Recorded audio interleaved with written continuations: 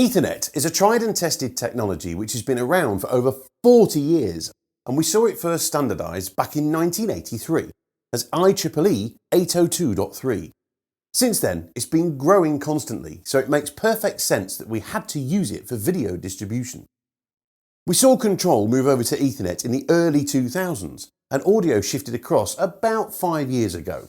But video is more complex, and therefore it's taken longer to transition. But with 10 gig quickly replacing 1 gig as the norm, we're now able to really replace the matrix switch with Ethernet technology. The Software-Defined Video over Ethernet Alliance offers the ease of use and performance of the matrix switch, while maintaining the scalability and flexibility of Ethernet. This is hugely important when meeting today's business needs in Pro AV. So let's take a look at how this is all achieved, because SDVoE changes the way that system design is handled. In the old, traditional world, a system is a very carefully configured mix of hardware. The matrix switch at the centre, surrounded by transmitters and receivers, specialised processors like multi-view, video wall scalers and so on. We might also have extra peripherals like USB or even an entire subsystem. And these systems do work, but they're time-consuming and costly to design. And their complexity also makes them difficult to install and troubleshoot. And all of this extra time is costing the designer and the installer time and money. With SDVoE, every system is virtually the same design. Each source is attached to an encoder, each display attaches to a decoder, a 10 gig switch sits in the middle and connects all the devices. And now, software takes over the system to tell it what it is: a matrix switch, a KVM switch, a multi-view processor or a video wall scaler, or a combination of any of these things. Whichever application you need today, it can be changed tomorrow with a simple reconfiguration of the software. And this is what software-defined video is all about. The system designer saves time, the system installer saves headache, and the end user enjoys a flexible system that can easily adapt to changing missions. Thanks to 10 gig networks, matrix switch performance is matched with SDVoE technology. The decoder is fully synchronized with the signals going into the encoder, with a maximum latency of just 0.1 milliseconds. Now, in layman's terms, that means that what comes out is exactly the same as what goes in, just like a matrix switch. And this process also works with multiple decoders, and the signal is outputted exactly as it is, regardless of the format. And this latency-free quality matching performance is vital for those cases where latency-free is paramount. If you require an operation and the surgeon is relying on a 4K monitor to see exactly what he's doing, the last thing you need is latency, right? I'm sure I made that incision. Oh, oops. Whenever video is compressed, artifacts will appear on the screen, and the bigger the screen, the more noticeable those artifacts become. Now, with 1 gig networks, there's little choice other than to massively compress the original image. And in today's 4K world of video, it's not really acceptable to consume most of a 1 gig network with AV. No matter how clever the compression codecs are, it still has a huge effect on the data performance of that network. And while features like quality of service can help, it only lets you choose which compromises you want to make. Using 2 networks together isn't really a great solution either. Why would you have a 1 gig network for data and a separate 1 gig network for video? You may as well leave the matrix switch in place and let it drive the video distribution properly, rather than manage 2 separate networks. The solution already exists with 10 gig networks. AV and IT users can coexist on a single network with absolutely no compromise. Integrators only have 1 network to manage, and the video quality is completely unaltered without any latency. So, how does it work? Well, in order to turn a video signal into packets of data which can then be sent across a network, codecs are used. Let's take a look at how codecs actually work. Codec is a shortened form of two words, coder and decoder.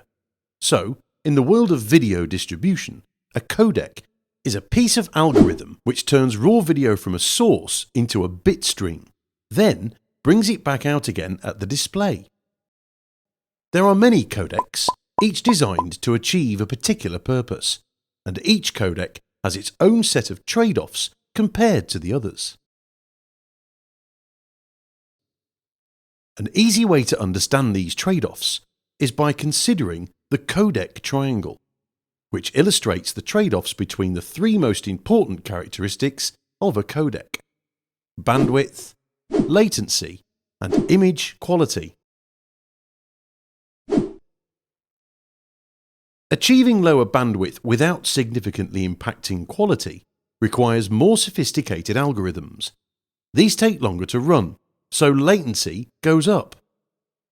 Keeping latency low and quality high means compressing less, so bandwidth goes up.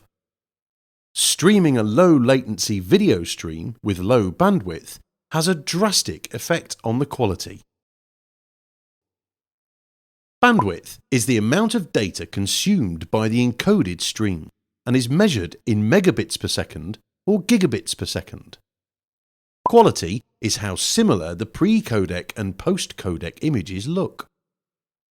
Latency is how much time passes between an image being fed into the encoder and the same image being displayed on a display after being decoded.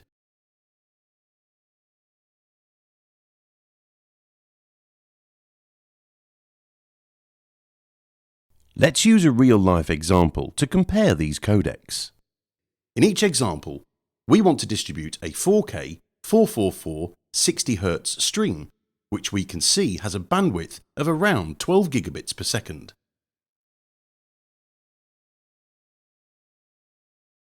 Let's start with the MJPEG 2000 codec.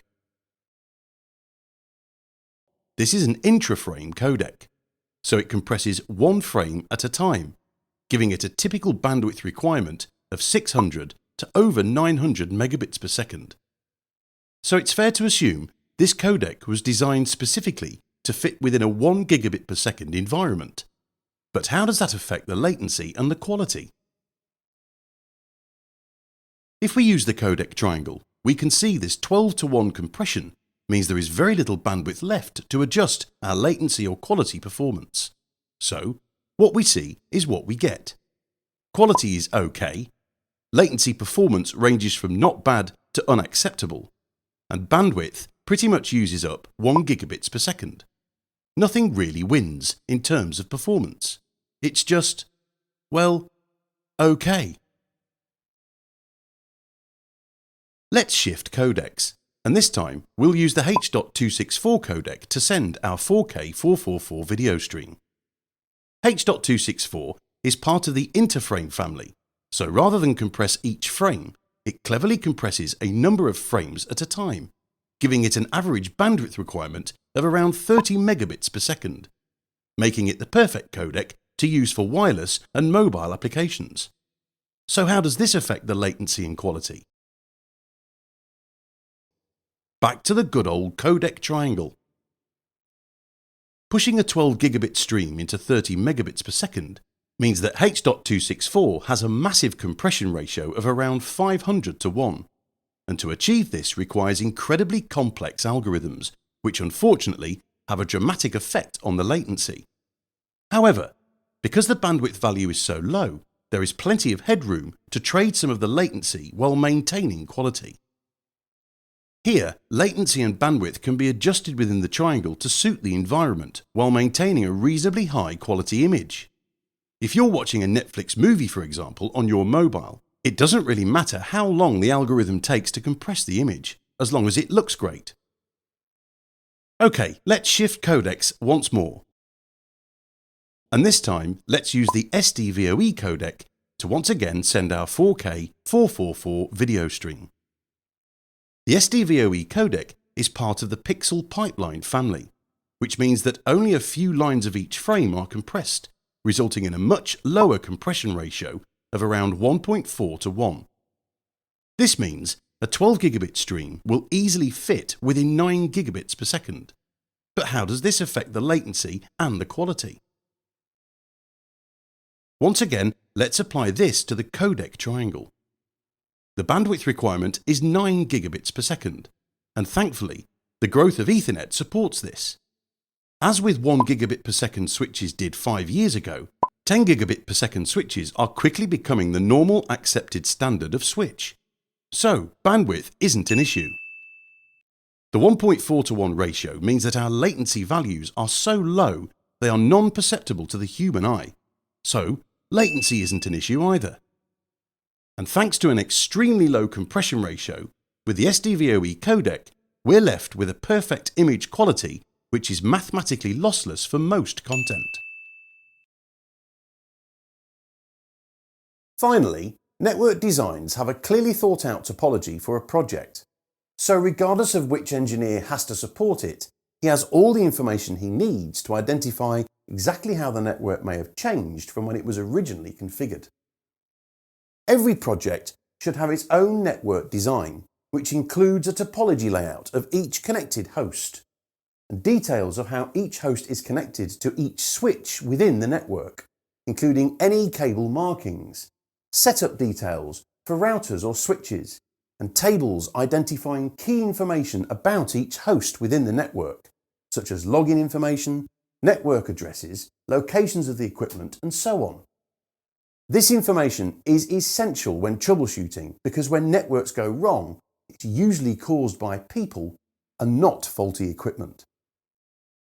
Now it's your turn, so here's a little quiz. See how you get on with these questions, and don't worry if you're not sure of the answers, we'll show you where to find them in the video. Good luck, and we'll see you soon.